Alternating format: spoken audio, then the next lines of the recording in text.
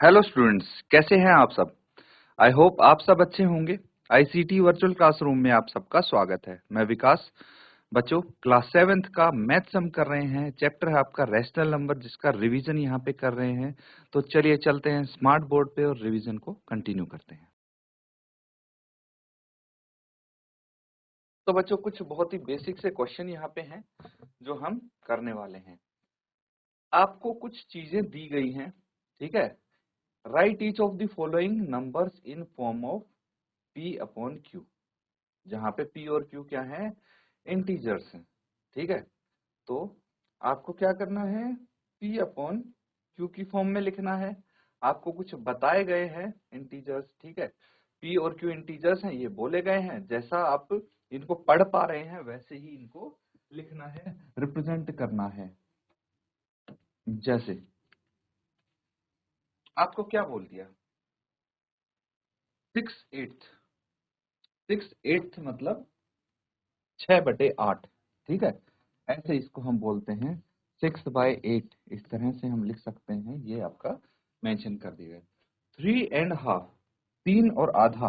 तो 3 तो पूरा होल हो गया और 3 है आपका हाफ, तो इसको हम बोलेंगे 3.5, ठीक है बच्चों। तो इस तरह से जैसे आप रिप्रेजेंट आपको दिया गया है यहाँ पे, उसी तरह से P अपॉन Q की फॉर्म में लिखना है। इसको हम क्या बोलते हैं, रैशनल नंबर बोलते हैं बच्चों, ठीक है। ये हो गए आपके रैशनल नंबर्स। तो अलग अलग टाइप के रैशनल नंबर्स आपको देखने को मिलते हैं। अब इसमें क्या होता है, सबसे इंपॉर्टेंट चीज जो P और Q है, P एंड Q है, ये क्या है, ये इंटीजर्स हैं बच्चों। बस यही खास बात होती है कि इंटीजर्स, अगर P और Q इंटीजर्स हों तो रैशनल नंबर कह सकते हैं, जहां पे Q 0 के बराबर नहीं होगा। ये आपको खासकर ध्यान रखना है। और इनको हम P अपॉन Q की फॉर्म में लिख सकते हैं स्टूडेंट्स।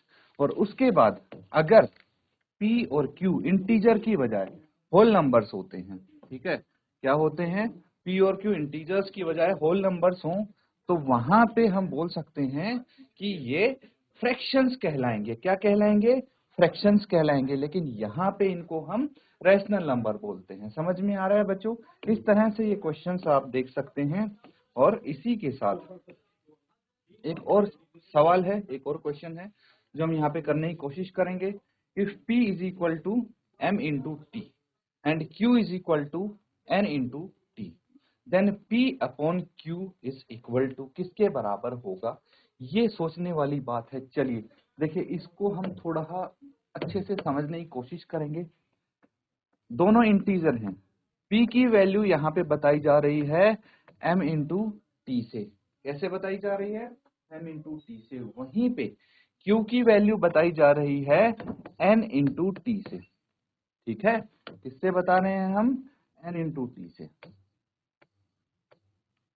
तो अब देखिए, अगर आप बात करें कि इसको हम लिख देते हैं P बटे Q की फॉर्म में, यानी P की वैल्यू है M into T and Q की वैल्यू है N इंटू टी, तो ऐसे लिख सकते हैं।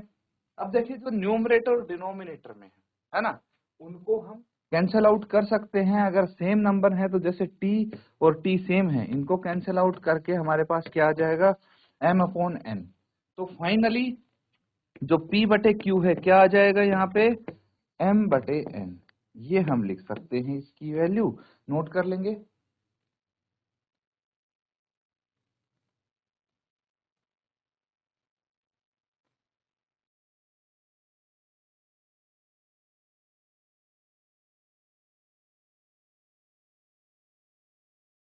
ठीक है, अगला सवाल अब देखिए।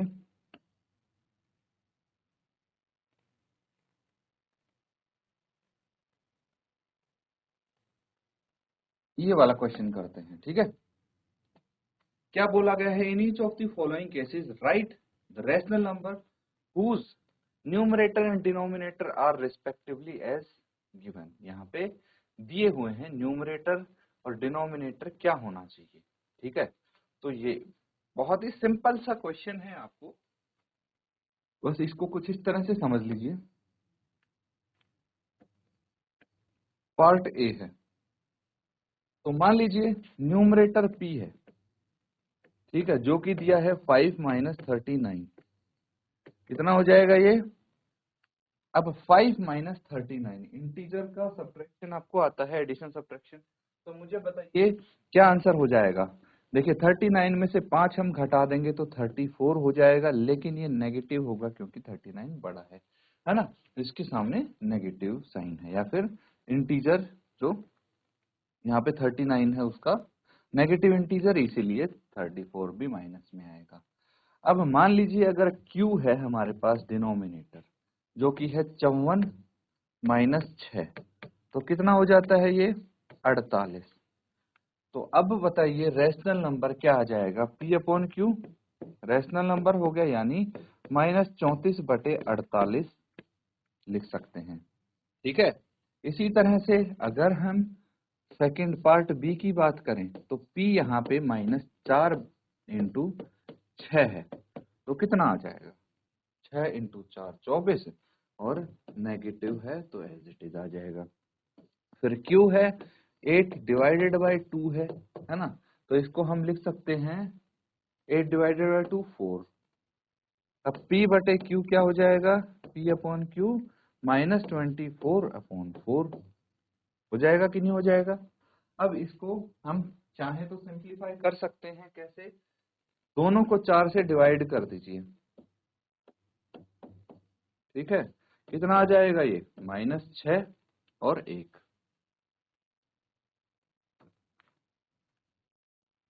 तो यहाँ पे -6 इस तरह से आप लिख सकते हैं। नोट कर लीजिए, फिर अगले 2 पार्ट करेंगे।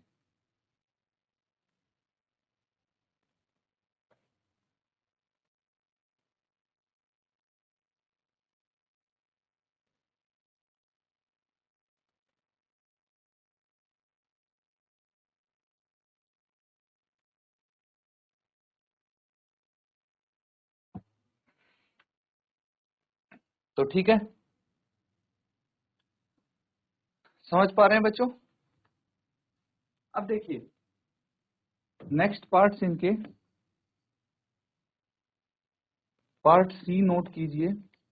यहाँ पे अगर हम देख सकते हैं पार्ट सी क्या है, तो मान लीजिए यहाँ पे P है 35 डिवाइडेड बाय -7। ठीक है, 35 डिवाइडेड बाय -7 कितना आ जाएगा ये?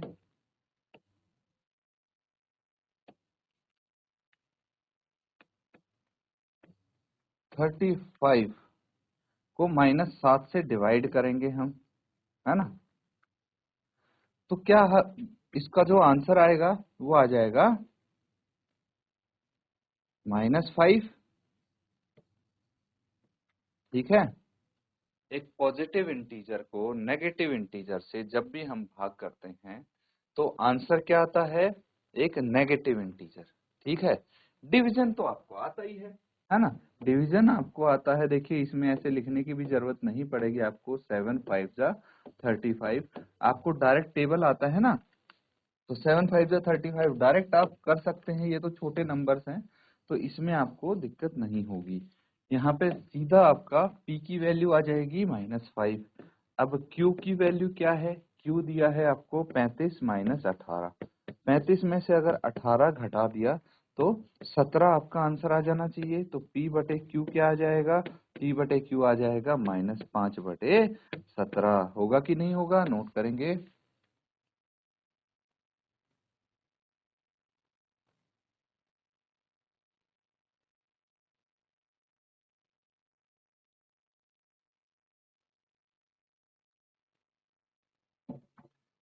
ठीक है बच्चों, अब देखिए सारे सिमिलर क्वेश्चन है ना, सारे हैं आपके सिमिलर क्वेश्चन। तो ये लास्ट पार्ट है, इसको आप होमवर्क में कंप्लीट करके लाइए, नोट कर सकते हैं आप। ठीक है, जैसे हमने 3 पार्ट डिस्कस किए हैं, बिल्कुल उसी तरह से 4th पार्ट आप कर सकते हैं। और इसी के साथ हम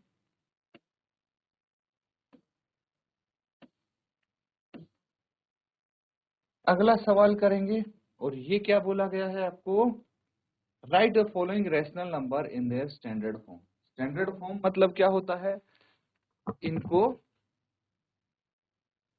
कैंसल आउट करना है, सिंप्लीफाई करना है, या फिर लोवेस्ट फॉर्म बोल सकते हैं। लोवेस्ट फॉर्म मतलब जो इनका HCF है, हाईएस्ट कॉमन फैक्टर है न्यूमरेटर और डिनोमिनेटर का, उससे दोनों को भाग करना पड़ेगा हमें। ठीक है, जैसे सबसे पहले हम बात कर लेते हैं इसकी 35 है, ठीक है, 35% है, तो इसको हम लिख सकते हैं 35/100, है ना, यही होता है। अब अगर इसको सिंपलेस्ट फॉर्म में लिखना है तो इनका हमें देखना पड़ेगा कि HCF क्या है। दोनों का HCF हमें पता लग सकता है। चलिए, अगर HCF आपको पता लग गया तो बहुत अच्छी बात है। HCF है 5, तो दोनों को 5 से भाग कर दीजिए। ठीक है, कितना आ जाएगा? अब इसको अगर 5 से भाग करेंगे हम तो ये आ जाएगा 7, 5 7 जा 35, 5 7 35 होता है, और 100 को 5 से भाग करेंगे तो 20 आ जाएगा, है ना। अब यहाँ पे आप लिख के भी कर सकते हैं, अगर आपको डायरेक्टली करने में प्रॉब्लम हो रही है डिवाइड, तो लिख के अगर करेंगे 5 2 जा 10, है ना, 0 आ गया, 0 जा 0, तो 20 आंसर आ जाएगा। अब ये इसकी लोवेस्ट फॉर्म में है क्योंकि हमने HCF से डिवाइड कर दिया। दूसरा तरीका, दूसरे में क्या होता है, एक से ज्यादा नंबर से आपको डिवाइड करना पड़ सकता है, लेकिन ये भी है आसान। देखिए 35/100 है, ठीक है, 35/100 है, तो इसको हम क्या करेंगे,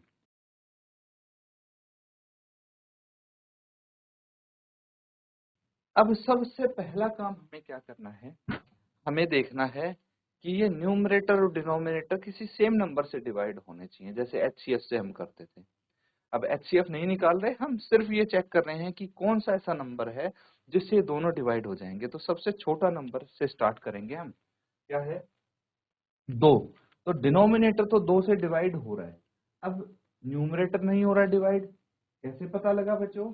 अब देखिए डिविजिबिलिटी टेस्ट, ठीक है, डिविजिबिलिटी टेस्ट हमने यहाँ पे सीखा था, और उसी की मदद से, उसी की हेल्प से हम इसको कर पा रहे हैं। अब डिविजिबिलिटी टेस्ट में क्या बोला गया था कि जिस भी संख्या के अंत में 0 2 4 6 8 हो, वही संख्या 2 से भाज्य है, अदरवाइज नहीं होगी। ठीक है, तो अंत में मतलब इकाई के स्थान पे, तो देखिए 100 में तो 0 है इकाई के स्थान में, लेकिन 35 में 0 नहीं है, 0 2 4 6 8 में से कुछ भी नहीं, इसलिए 2 से भाग नहीं होगा।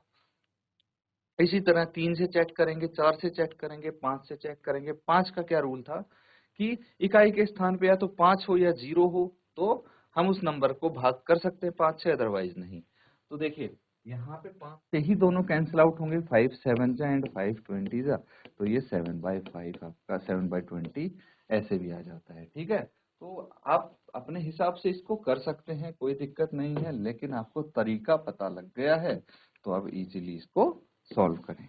अब देखिए इसी के साथ साथ नेक्स्ट क्वेश्चन, मतलब इसका नेक्स्ट पार्ट। तो सबसे पहला काम हम क्या करेंगे, यहाँ पे 1.2 है, 1.2 है, तो हमने सीखा था कि डेसिमल के राइट में जितने डिजिट हों, डेसिमल हटा के नीचे एक के आगे उतनी ही शून्य हम लगा देंगे। तो ये कितना आ गया, ये आ गया 12/10, 1.2 मतलब 12/10। अब दोनों को हम किससे भाग कर सकते हैं, तो सबसे छोटा नंबर कौन सा है, 2 है, तो दोनों को 2 2 से भाग कर सकते हैं हम, न्यूमरेटर को भी डिनोमिनेटर को भी।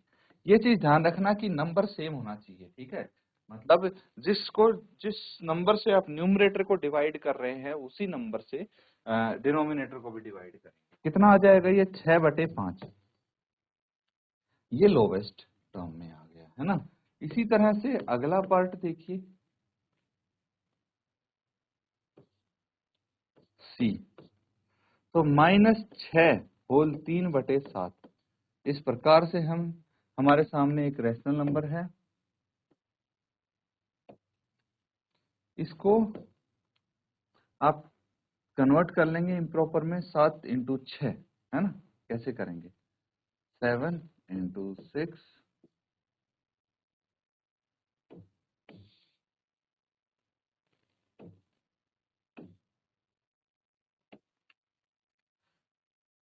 7 इंटू 6 प्लस 3, ठीक है। डिनोमिनेटर तो चेंज होगा नहीं, डिनोमिनेटर सेम रहेगा। कितना आ जाएगा ये? 7 इंटू 6 42 प्लस 3 बटे 7, तो ये 45/7 आ जाएगा। तो ये तो ऑलरेडी सिंपलेस्ट फॉर्म में है, फर्दर ये कैंसिल आउट तो नहीं होगा, यही आंसर आ जाएगा। और देखिए नेगेटिव है ना, ये माइनस जरूर आएगा इसके साथ, नोट कर लीजिए।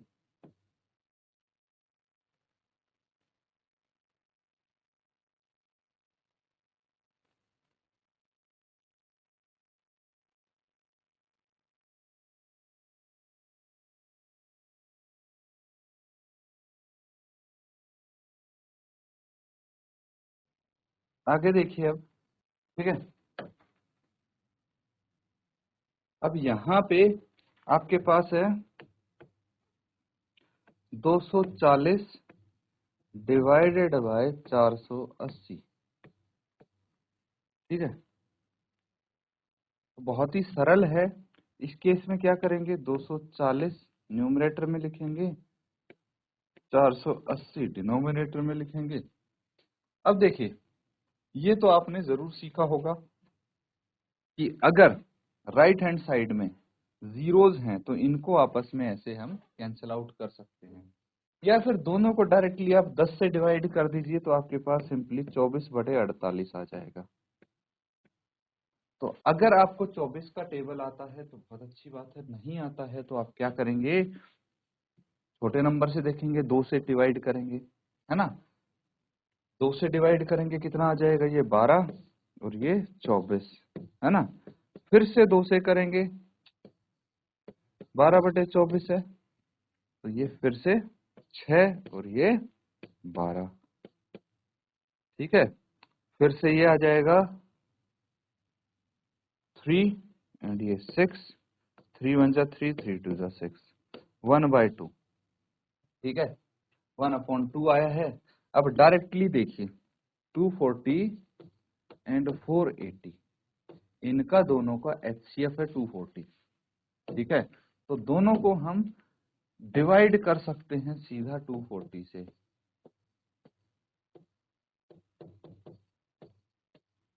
ठीक है। तो ये 1/2 डायरेक्टली आ जाए,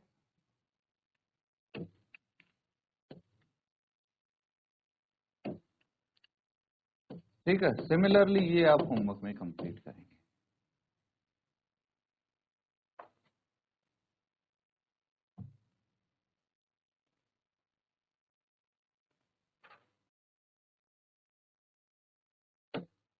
नोट कर लिया सबने? चलिए कुछ और क्वेश्चंस यहाँ पे हम करने वाले हैं practice.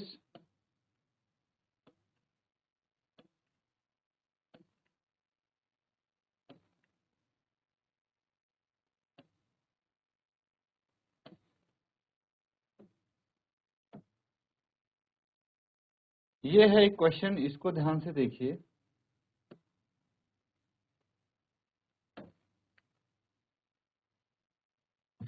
From a rope 68 meter long, pieces of equal size are cut. If length of one piece is 4, whole 1/4 meter, find the number of such pieces. तो ये आपको वर्ड प्रॉब्लम्स दी गई है, इनको सॉल्व करना है। अब क्वेश्चन समझना पड़ेगा। सबसे पहले इसमें क्या दिया है कि एक 68 मीटर रस्सी है, ठीक है। 68 मीटर लंबी रस्सी है, जिसके कुछ टुकड़े कर दिए हैं बराबर साइज के, और एक टुकड़े की लंबाई 4 होल 1/4 मीटर है। तो ऐसे कितने टुकड़े किए हैं इस रस्सी के, ये आपको बताना है। समझ में आ रहा है?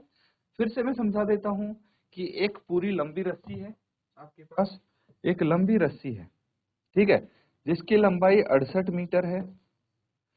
अब हमने क्या कर दिए, इसके छोटे छोटे टुकड़े कर दिए, ऐसे ऐसे ऐसे बराबर टुकड़े किए हैं, और उनमें से जो एक टुकड़ा है उसकी लंबाई है 4 होल 1/4।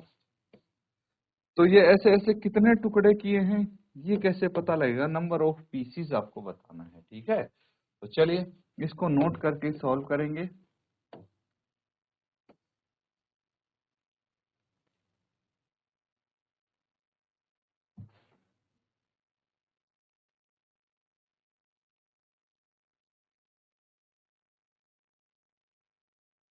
चलिए इसको सॉल्व करते हैं बच्चों। और सबसे पहली चीज ये ध्यान रखते हैं हम कि जो गिवन है दिया है वो लिख लेंगे। क्या क्या दिया है? रस्सी की लंबाई दी है जो कि 68 मीटर है। एक छोटे टुकड़े की, रस्सी के जो छोटे छोटे टुकड़े किए हैं उनमें से एक टुकड़े की लंबाई है 4 मीटर। अब ये जो इम्प्रॉपर रैशनल नंबर है इसको हम कन्वर्ट कर लेंगे प्रॉपर रैशनल नंबर में से। मुझे बताइए 4 होल 1/4 है, कैसे करेंगे? 4 × 4 प्लस 1, और डिनोमिनेटर तो सेम रहेगा, 4 चौके 16 प्लस 1/4 यानी 17/4 आपका आंसर आ जाएगा। ठीक है, अब इस तरह से हम अगर कर रहे हैं तो आपके लिए इजी होना चाहिए, है ना?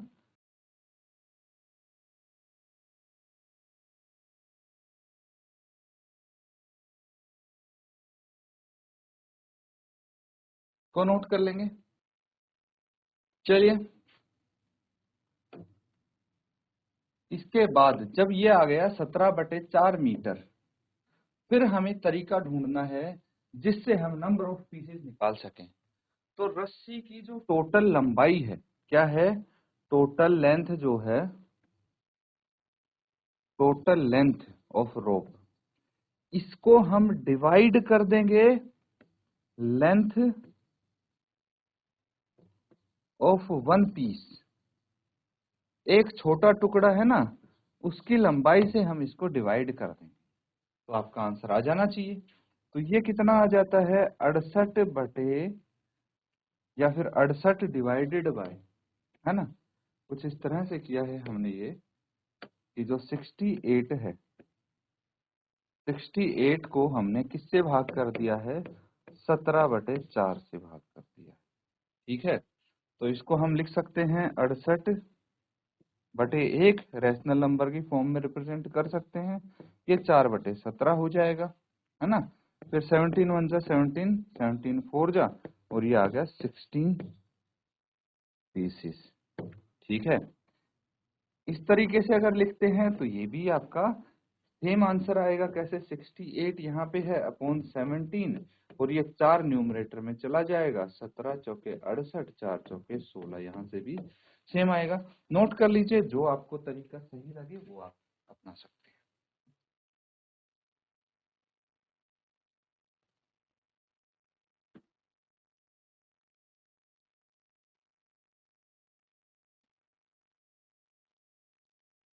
ठीक है बच्चों, अगला सवाल देखिए। अब नेक्स्ट क्वेश्चन है आपके पास।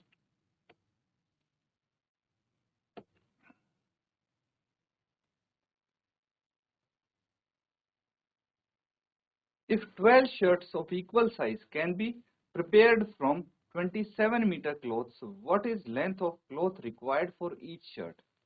तो कुछ कुछ वैसा ही ये क्वेश्चन है, बस थोड़ा सा एक चीज उसमें दी थी, यहाँ पे वो चीज नहीं दी है और पूछ ली गई है। फॉर एग्जाम्पल देखिए, 12 शर्ट, ठीक है, बराबर साइज की एक 27 मीटर लंबे कपड़े से बनाई जा सकती है। तो हर एक शर्ट की लंबाई या फिर हर एक शर्ट के लिए कितना कपड़ा चाहिए ये बताना है। जैसे पिछले क्वेश्चन में क्या था, आपको 68 मीटर लंबी रस्सी दी गई थी, और अगर आपको बोल दिया जाता कि 68 मीटर लंबी रस्सी से बराबर साइज के 16 टुकड़े काटे जा सकते हैं, तो हर एक टुकड़े का की लंबाई क्या होगी? बस वैसा ही ये क्वेश्चन है आपका। समझ में आ गया? फिगर्स चेंज की है थोड़ी सी, बाकी क्वेश्चन सेम है, वैसा ही है। ठीक है, तो ये समझ लीजिए, आप क्वेश्चन को जब समझेंगे तभी आप इसका सॉल्यूशन कर पाएंगे, सॉल्यूशन तक पहुंच पाएंगे। नोट करेंगे फिर इसको सॉल्व करते हैं।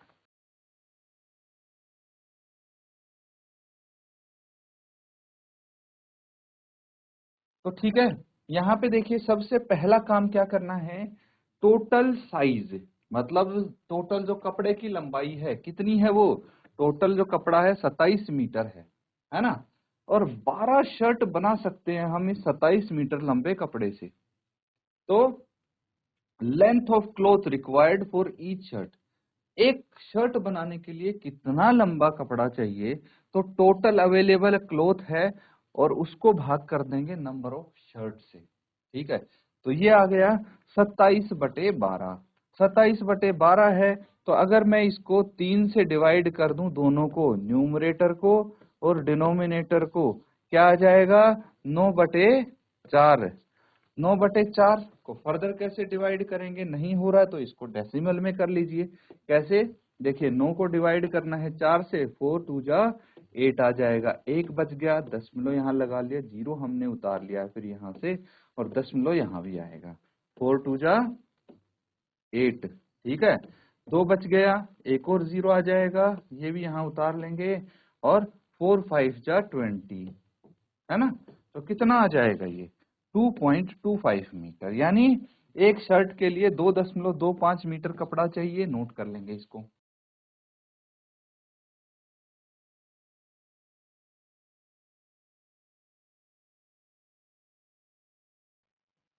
तो स्टूडेंट्स यहाँ पे जो हमने क्वेश्चंस किए हैं, उम्मीद करता हूँ आप अच्छे से समझ पा रहे हैं। देखिए काफी क्वेश्चंस हमने डिस्कस किए हैं इस चैप्टर रैशनल नंबर से, तो इनको घर पे रिवाइज करें। इसी के साथ आज का सेशन एंड करते हैं। Thank you and have a nice day.